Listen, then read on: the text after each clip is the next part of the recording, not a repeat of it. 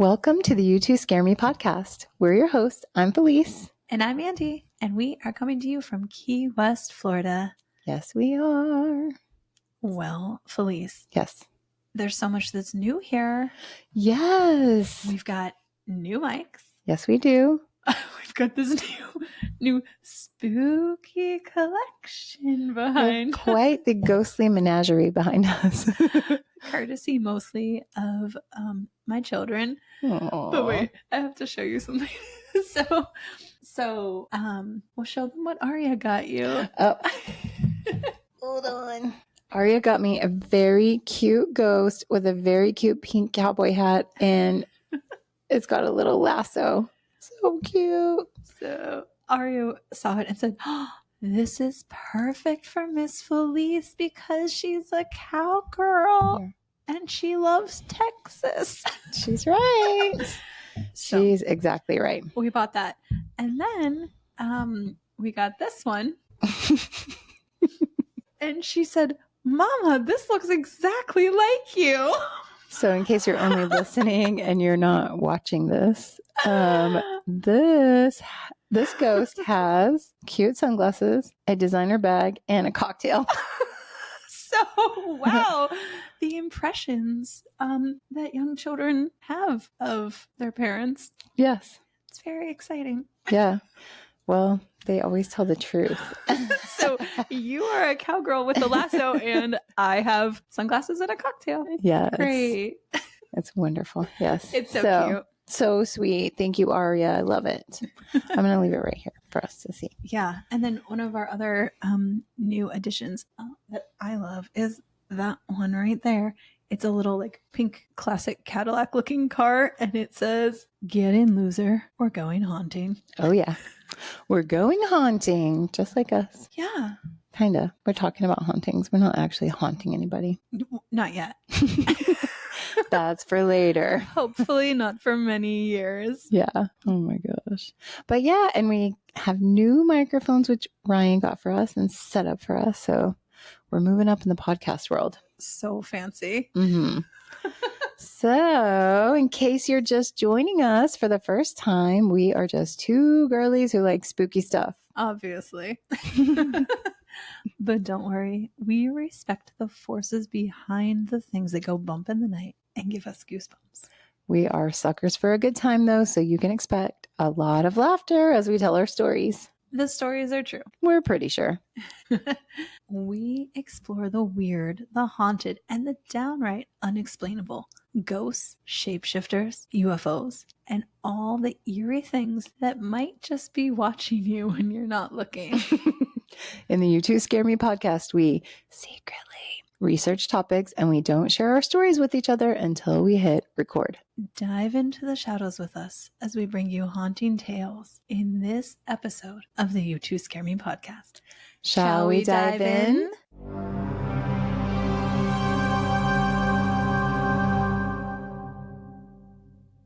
Buckle up, listeners. We're going ghost light hunting, Texas style. What? Yes, because today we're talking about 3 of the Lone Star State's weirdest, glowiest mysteries. The Anson Ghost Lights, the legendary Marfa Ghost Lights, and the spooky Saratoga Ghost Lights. I have chills and I don't even know about this. Yeah, it's exciting. Let's start with the Anson Ghost Lights. Out in West Texas, which we talked about West Texas last time. Yeah.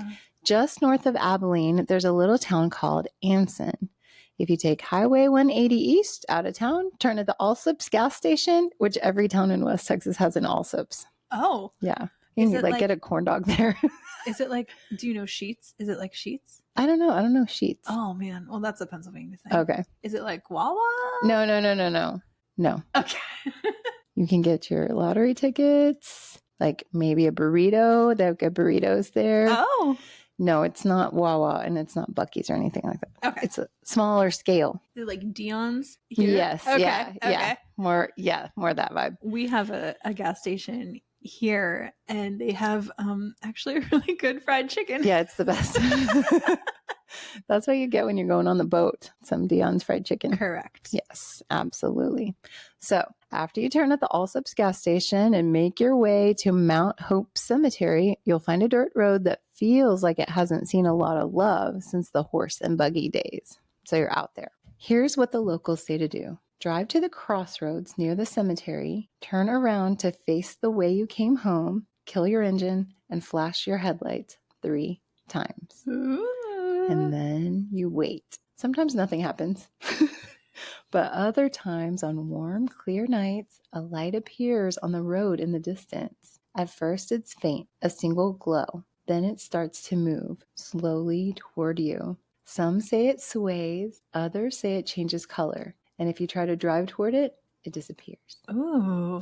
So there's a website called truehorrorstoriesoftexas.com where people can write in anonymously and tell their own stories. Ooh. One entry said, I lived in Abilene for 1 year. My friends and I went to Anson often, maybe every 2 weeks. We had a lot of wild experiences between my friends and me. One particular time we stopped at the Allsup's for fried burritos. See, I told you. We took a smoke break and then we headed down the road and flashed our lights. We saw a singular light coming down the road. It was a particularly windy night. One of us in the back seat saw shadows behind the car and yelled, "Drive, drive!" We spun out and were headed toward the cemetery and the light. Our headlights were off and we kind of lost control and slid off the road beside the cemetery. There was an orb outside our window. What? It looked like a plasma ball from Spencer's. Remember Spencer's Gifts? I sure do. Yeah. Sure do. My brother worked there. No way. So picture this. I'm like, my brother's 8 years older than me, right? Okay. So he's working there. I think he was, beginning college or like whatever. He was in college. Yeah. But like I am, late elementary school, middle school era. Yeah. I've got the black lights. I've got the like. He was giving you the like, family discount. Yeah, all the glow stuff. Man, my room was like ridiculous. That is so funny. Thanks, Mike. Wow. Way to go, Mike. Like really pulling the weight as the cool older brother. That's funny. Okay. So plasma ball. Yes. It looked like a plasma ball from Spencer's. I tapped my friend next to me and pointed at it. He saw it and was about to tell the rest of our group, but by the time he could sound a single syllable, the orb was gone. It retreated back into the cemetery and dissipated by a gravestone. We were all stunned. It was the closest we had been to the lights. It was one of the last times I went out there before I moved. We still talk about that incident today.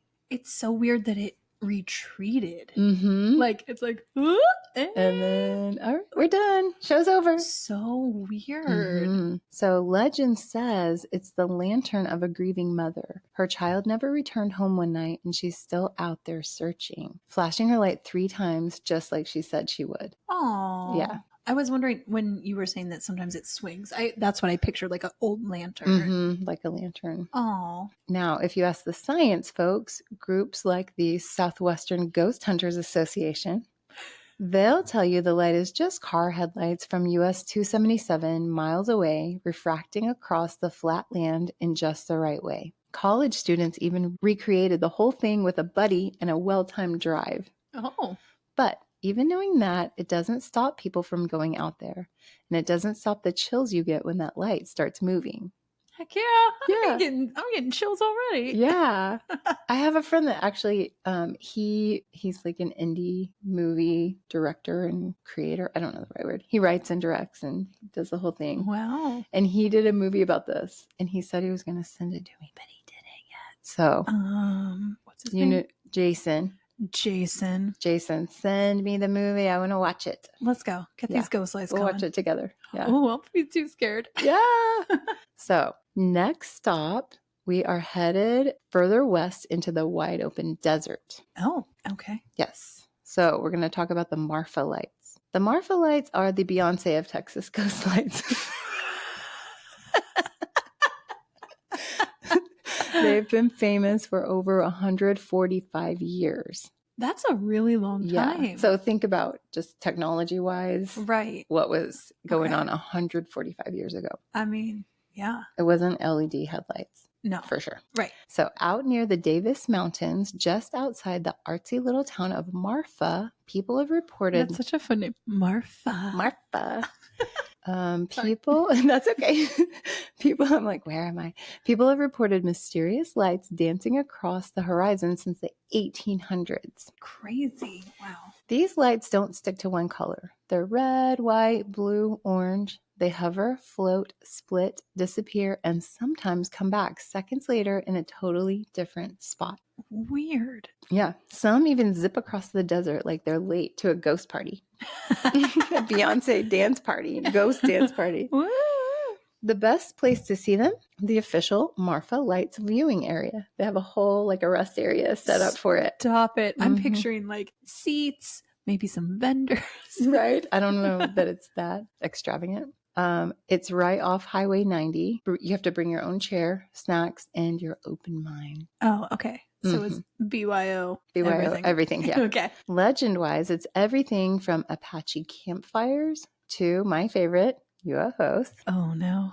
Seriously, Marfa's been on Unsolved Mysteries and the X-Files. Oh, I love the That's X-Files. fun. Yes, that's fun. But scientists from Texas State University camped out with cameras and sensors and determined that, yeah, a lot of these lights are probably headlights on distant roads or mirages caused by the heat bouncing off of the desert floor. Still, there are some sightings that don't line up with any cars, and those are the ones that keep people coming back because nothing says Texas mystery like lights you can't explain in a place with no cell signal and way too much sky. Oh, yeah. Also, people have been seeing these lights for almost 150 years, way before there were any cars out there. So you can't explain 150 years worth of That's a lot. things by headlights, at least, you know. Yeah, for sure. Because 150 years, okay, what are we talking? That's in 1850? Yeah. Maybe.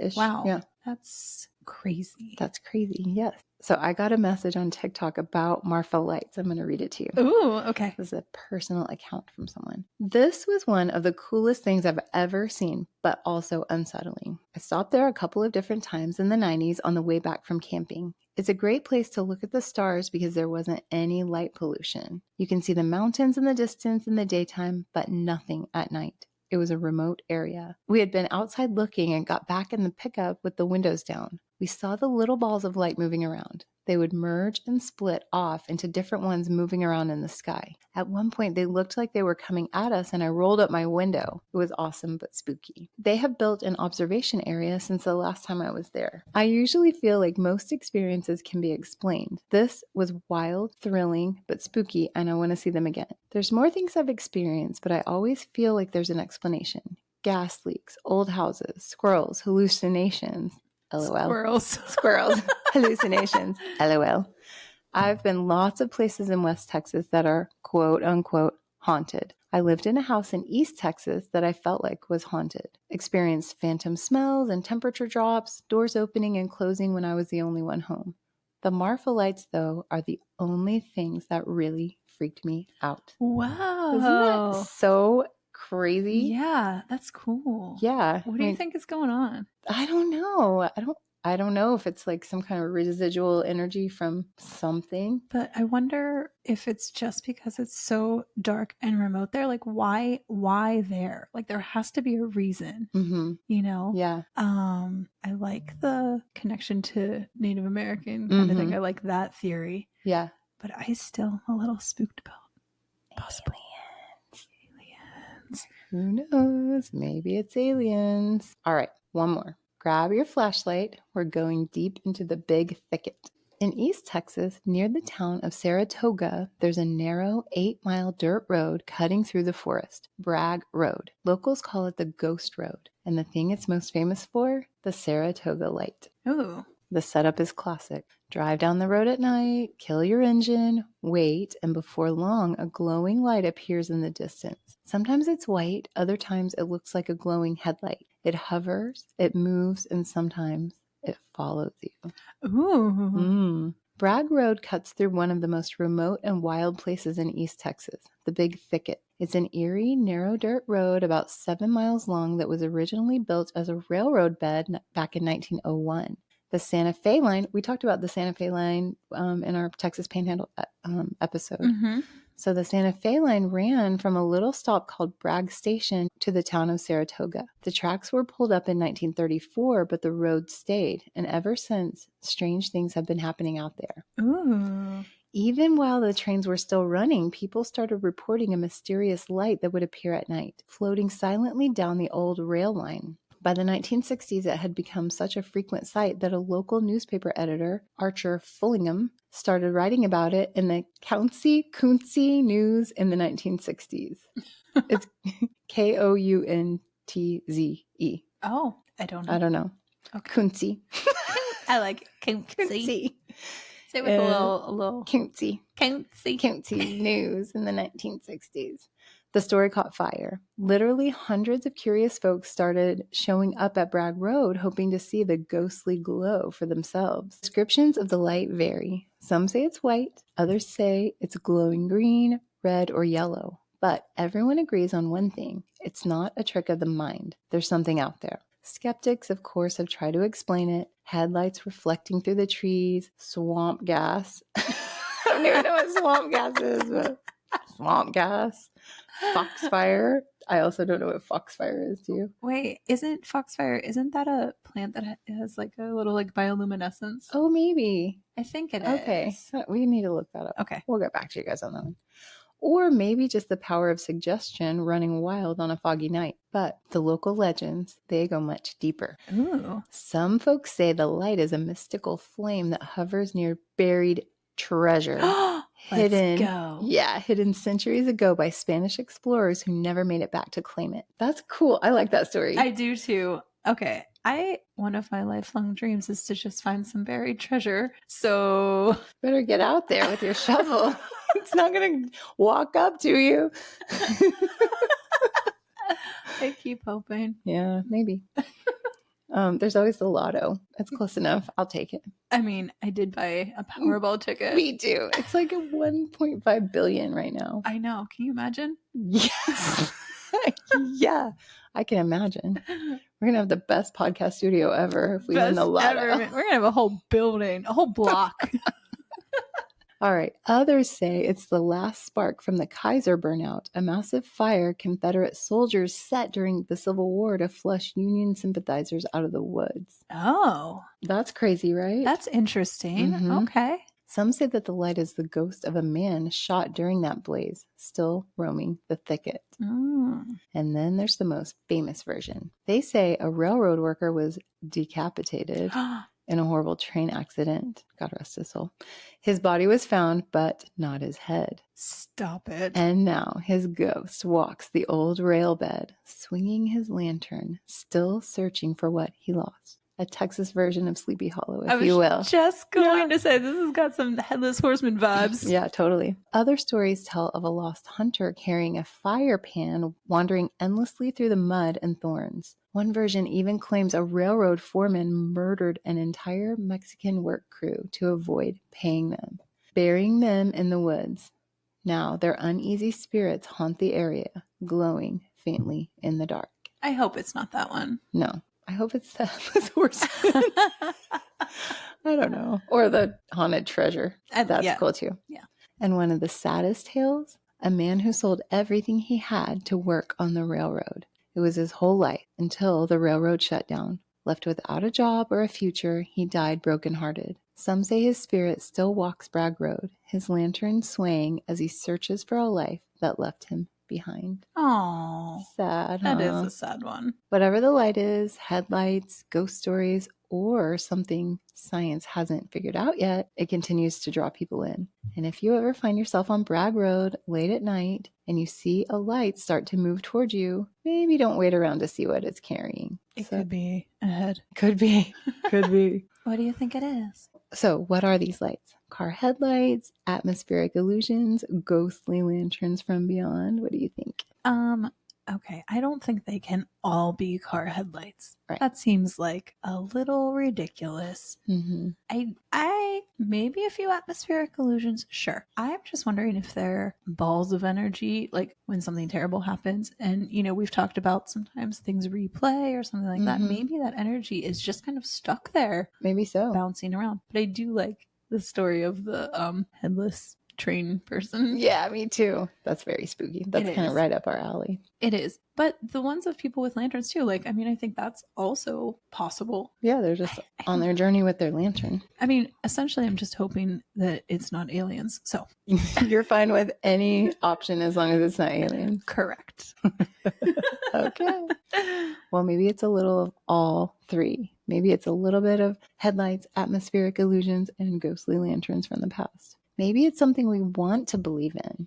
A flicker in the darkness that reminds us the world still has mystery left. I like that. Me too. But maybe the scariest part is that no matter how many sensors or iPhones or grad students show up with charts and GPS, people still see the lights. They still feel the hair rise on their arms, and they still tell the stories. They've been seeing them and telling the stories for decades. So before the internet, right? Before electricity, they were telling these stories. I think that's what's so fascinating. And I also like too that, you know, so that started so long ago, people are still experiencing this, and it feels like just such a actual connection to the past. And, you know, and I love that. Yeah, it's really cool. That's Texas for you. Big skies, bigger legends, and lights that never quite go out. The next time you're driving down a dark road, maybe flash your light 3 times and see what happens. I don't know. Well, there's some other urban legends about in cities not to do that. So yeah, I mean, I don't know.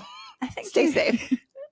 Let's be thoughtful about where we are when we're doing these things. Yes. Yeah. And choose wisely. Yes. But if you've seen a ghost light or if you've been chased by one, we want to hear about it. Heck yeah, we do. Yeah. So this is a perfect opportunity for Somebody Told Me. Somebody told me.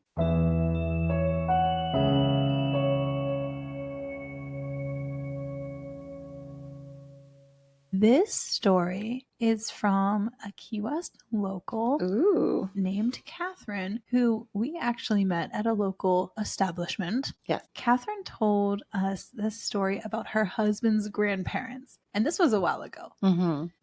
And so her husband's grandparents were called Oma and Opa. Oma and Opa were snowbirds who spent their summers in a cottage in Michigan. Eventually, Oma and Opa passed away, but the house remained in the family. Are you remembering this? Yeah. Okay. Yeah. The funny thing is when we heard this story, I was wearing this shirt that says, "Tell me a ghost story." That's funny, right? It is funny. Yeah. Wow. Yeah. What a coincidence. Yes. Eventually, Oma and Oma passed away, but the house remained in the family. The house had 2 bedrooms, one with a queen bed and one with a twin. Despite there being 2 bedrooms, no one ever wanted to stay in the 1 bedroom or even go in there. After the passing of the grandparents, it just had a strange, unsettling, kind of creepy vibe. Soon after Catherine and her husband got married, they were there and their friend Carly came to visit. So Carly ends up staying in the other bedroom. After a night there, Carly tells them, Opa is in there. She said she saw a man standing in the doorway in khakis and a white shirt. Carly said he seemed to just be watching, observing. He didn't feel threatening. She wasn't scared, but he was clearly there. The next time Carly came to visit, she again stayed in the other bedroom. This time, Carly tells them that Oma and Opa are both still in the bedroom, but that they stay in the closet when she's there. Which reminded me of one of our other stories that we've heard of, like entities in the closet. But it seems like Carly's not bothered by it. No, I think that Carly was pretty brave. I feel like if I saw anything like that, I would be so scared. I think so too, but I think if she's seen this and just knowing this, she's definitely open and she's probably experienced some things. Yeah. You know? Yeah. So she said that they stay in the closet. And she said that when she's there, she always says, hey, I'm Carly. I'm friends with Catherine and her husband. You know, I'm just visiting and thanks for sharing your space. And then they kind of just leave her alone. So, and she said like they never bother her. And she almost feels like they go in the closet to give her some space and privacy. Oh, very kind of them. I know. It's still a little unsettling. They're like, don't freak out, Carly. We're just going to be in the closet. Oh, Carly's here. I'll see you. We'll be in the closet. You girls have fun out there. Wow. So sometime later, Carly was shown an actual photo of Opa and she said, Mofo! That's him. She said the real word, but we try to keep it clean on this podcast. I said to Felice, I said, do you think I can say this word? And she was like, I mean, you could, but then we have to put the explicit rating on. Yeah, I don't know if we're ready for that yet. Oh, we don't have our big girl pants on yet. I don't know. Would we get more views and listens? Probably. We're not ready for that yet. Maybe someday. Maybe someday. You guys let us know if you want to hear the real word or if you're okay with mofo. Wow. Well, that was fun. That was fun getting to hear that. Yeah, just a little kind of lighthearted, not super scary, haunting experience. But I loved it because the way that we heard this story was we both were wearing our Tell Me a Ghost Story shirt. Mm-hmm. Went into this place, sat down, we're just having our usual silly fun time. Mm-hmm. And then the bartender, was talking to us a little bit. And then I don't know, one of us was like, do you have a ghost story? She's like, oh, no. Yeah, oh, yeah. And we're like, oh, okay. And then she comes back like 2 minutes later. She's like, actually, I don't know if it's a ghost story. That's what she said. Yeah. We're like, but it's something weird. And we're like, oh, we love weird. Tell us. Yeah, I think that was a ghost story. Sure sounds like Opa's a ghost. Yes. The other funny thing about how small town Key West is that I've also taken yoga classes from her. But everyone does a few jobs in this town and everyone's everywhere. So it's fun. Yeah. And lots of connections. Yeah. So that's fun. Thanks, Catherine. Yes. Thank you, Catherine. And thank you so much to all of you for listening to and downloading this episode of the You Two Scare Me podcast. Have you checked out our website, you2scareme.com? You can find blog posts about our episodes, some sweet photos of us, and links to our awesome merch. Listeners, one of the best ways you can support us is by sharing the show with people you think would love it too. Yes, do it. You can also help us by rating and reviewing us on Apple Podcasts, Spotify, iHeart, Amazon, and wherever you get your podcasts. It's most helpful if you tell other people. Tell everyone. Don't forget to check out our social media. Find us on Instagram at you2scareme_podcast or on our Facebook page, You Two Scare Me. You can even follow us on TikTok. Just search You Two Scare Me podcast, no spaces. And we are also on YouTube now. Pew, pew. So we have some videos up, but all of our episodes are there for you to listen to them. Indeed. Yes. And like we mentioned, remember to send us your own spooky stories about your Opa or something weird that happened to you on the way to work or those lights that you saw in Texas. Or anywhere. Doesn't have to be in Texas. Anything that you've experienced, send them to us at you2scaremepodcast@gmail.com. That's YOUTWO scaremepodcast@gmail.com. Thanks for wandering through the shadows with us. Until next time, stay curious and beware what lurks beyond the light.